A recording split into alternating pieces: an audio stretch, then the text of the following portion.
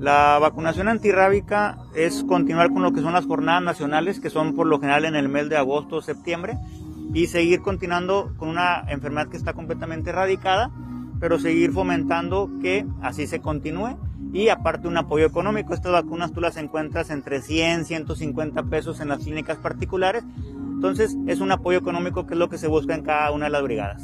Ay, que está muy bien porque hay mucho animalito que le hace falta atención de sus vacunas y todo ello. Y pues yo opino que está muy bien todo esto. Y más por lo que en la forma que lo están haciendo.